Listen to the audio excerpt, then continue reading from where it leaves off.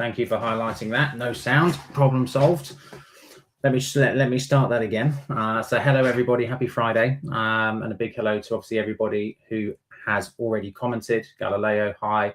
Alec, Immortal, thanks for the comment. Great to see you all. So let's jump straight into the updates. So I don't know who saw the talk I did yesterday. So I was with Hypernest, and we're actually talking about the privacy era of DeFi. If you're interested to know what's happening in DeFi, please do give it a listen to. There were some amazing speakers from some really good projects within the space that are focusing purely on privacy, and it was a great opportunity for me as well, to talk about what we think of it, how we are approaching it from a technology point of view across our own product suites, right? Whether that be Calyx, whether that be virtual chains, and of course the near intent swap widget that we have launched. So yeah, check it out. In addition to that, got a great update from one of our Aurora Blocks projects, Omega. So in preparation for the TGE, they're actually currently looking for ambassadors and KOLs.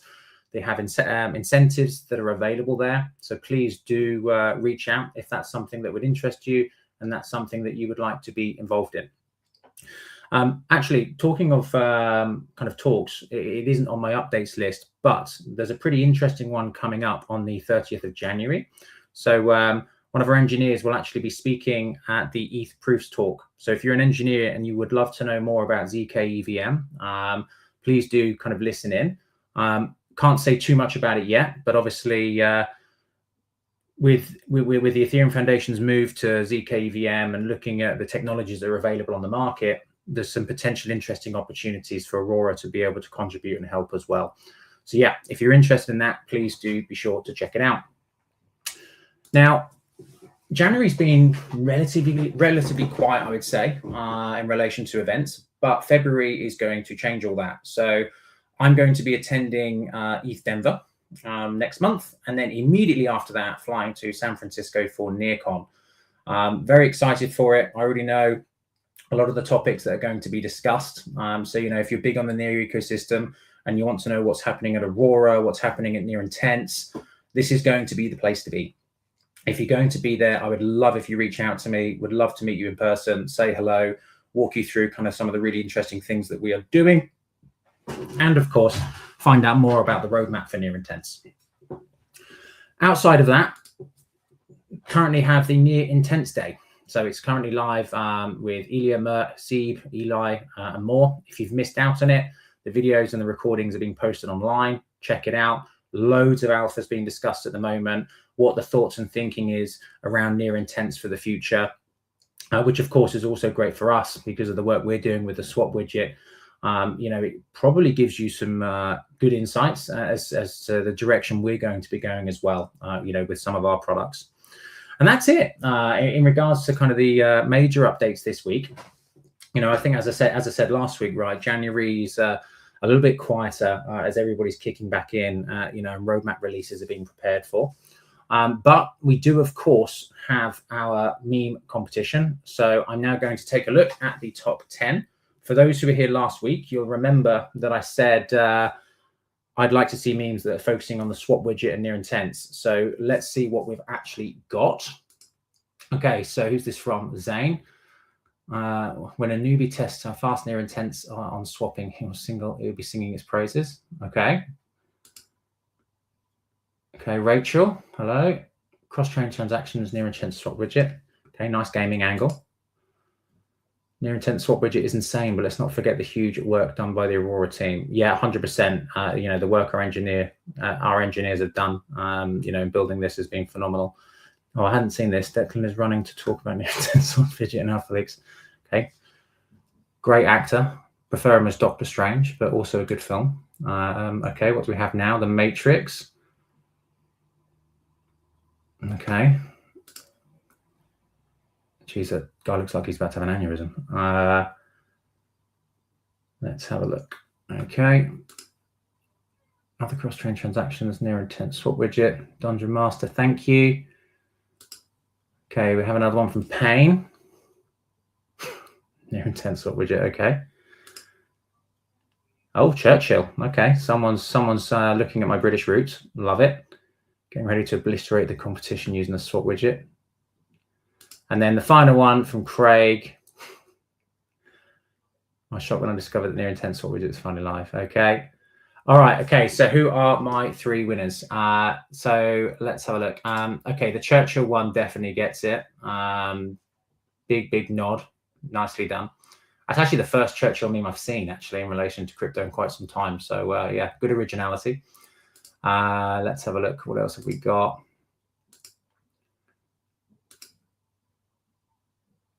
I do like the Matrix one. I'm gonna give Leoton the second prize. Nice effort, looks good. And then my final prize, I'm gonna give it to Craig, just because who doesn't find that face funny? So congratulations to our 3 winners. I look forward to seeing the entries for next week as well. So please do keep them coming. Now let's have a quick look at some of the questions. Now I imagine the first 5 or 10 are going to be, Declan, you're an idiot, you left it on mute. Yeah, close enough. No sound, no sound, no sound. Okay, what do we have? Okay, so we have a question here from Mortal. Will there be more partnerships this quarter? Yes, there will. In fact, there's going to be a pretty big partnership, which is going to be announced hopefully next week, actually in relation to Calyx, which I know many for some time. So thank you for your patience, but it will be worth the wait. There's also a couple of other partnerships that we're currently exploring around the virtual chain and Aurora Cloud Marketplace. Okay, what do we have next? Do you have any information on Aurora plans to present at NearCon? Yeah, so actually a lot of this stuff is being finalized at the moment. But as I said before, I'll be attending and I'll be talking to various people there in relation to the swap widget and what we're planning really over Q1 and Q2. Okay, so we have another question. How many projects have integrated the near intent swap widget so far? Yeah, great question. So as you know from last week, we basically went live with the configurator. We have about 6 or 7 projects that are actively kind of integrating it so far and are providing us feedback on that. So yeah, I'd say that's probably a good number so far, but we have a pipeline of people that we're speaking to. I'd say it's probably around 20, but I'd say 6 that have kind of said, yeah, we're going ahead, let's do this, and or are integrating as we speak. Okay, so praise, are there any updates that we should look up to in the future? Yes, there's quite a few actually. So I know a lot of you have been waiting on the big announcement around our next Calyx launch. And I think, as I said to you the other week, due to kind of the market and how it's been at the moment, it's obviously not been easy for projects to look at a token launch, right? Most token launches have been struggling, but we are still looking at that kind of early Feb launch, and I'm going to be able to announce it as soon as the kind of legal terms have been finalized and signed there, which we're hoping to get done in the next week or so. But look, I think everybody can obviously understand the current market right now. A lot of projects are kind of holding their breath. And really, it's only these big projects that are going to launch kind of regardless, right? And we have to work towards those timelines. And when projects are that big as well, we're not the only consideration, right? There's centralized exchanges and there's all other types of third parties that need to be locked in as well. And of course, there's obviously legal requirements. So yeah, we're looking at February, early February for that, along with our kind of first big ecosystem partner launch as well, which again, I'm hoping to be able to announce very shortly. Okay, so what else do we have? Galileo, for those who missed it, tell us the most interesting thing from the latest X Space with Hypernest. Yeah, it was a great talk, actually. It was quite interesting to hear the different opinions, in relation to privacy. So from my point of view, I was asked a specific question around what is the biggest challenge right now, right, to wide scale adoption and privacy. And my response was pretty simple. I think it's product. I think most companies now and even users are pretty familiar with what you can and can't do, what the regulations are, what the processes are. But from a product perspective, there's still quite a bit of fragmentation, right? Different networks have different processes, different wallets only support different things. users still have to do a lot of manual steps if they want that level of privacy.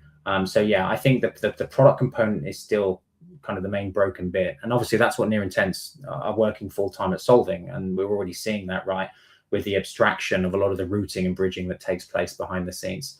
But there were some really interesting insights as well around how privacy will just become the standard expectation, right? At the moment, it's largely considered as an add-on, right? And if you look at over the last, I don't know, 12 months or so, even then, when most people talked about privacy, it was generally considered, oh, you're trying to hide your transactions, or you're trying to avoid tax, or it's because of criminality. And obviously that's just nonsense. It's not about that. It's about control. It's about being able to ensure as a retail user that your data is protected and that you can control who sees that data. For institutions or funds, it's about ensuring that, their financial strategies aren't just scraped the second that they go live. So yeah, perhaps the biggest insight here is, from that talk, is that we're going to see privacy just become the standard rather than a feature. And I think, and I totally agree with that. We're seeing it already, and I think we're going to see more of that happen throughout 2026. Okay, we have another question. Can we join NearCon virtually? Great question. I actually don't know the answer to that, but I'll find out, and I'll have our team kind of share. I'm sure, obviously, the Near team will be doing that as well. What's next? When is the huge launch on Calyx you talked about? Well, hopefully, Alpha, you just heard kind of my answer there. As I touched upon a moment ago, we're looking at early February, for that. We're just finalizing the legal components at the moment. Trust me, nothing would make me happier than to be able to just say who it is. But unfortunately, that's just not how it works. But it is coming, along, of course, with our first Ecosystem Month partner as well. Let's have a look. What's next? Will NearCon highlight more technical deep dives or ecosystem success stories this year? Yes. So there's quite a wide range of talks. Obviously, there'll be a larger talk, of course, from Ilya, who will go over the vision and kind of the more holistic strategy, I think. That's typically what happens here. But there will be then individual talks that really hone in on specific topics and some of the more technical components that exist there as well. Okay, final question. Will part of the revenue in fees that Near Intents has generated be used for some Aurora buybacks or only Near? Great question. So when we talk about revenue fees, there's obviously more than one source, right? You've obviously got the Near Intents, the various Near Intents front ends. You've obviously got, any fees that are kind of done at a base level. And of course, for our own swap widget, there is kind of an integrator fee, that's payable there as well. Now the integrator fee is ours, right? And we're able to use that however we want to use that. But in relation to fees that are generated on kind of native Near Intents front ends, I don't decide, how that's used. That's down to those guys. Okay, so I think that is everything. If I did miss you, apologies. I'm just having a quick look. I think I've covered every question. So with that, I wish everybody a very happy Friday. Have a great weekend, and I look forward to speaking to you next Friday with more Alpha from Alpha Leaks. Take care.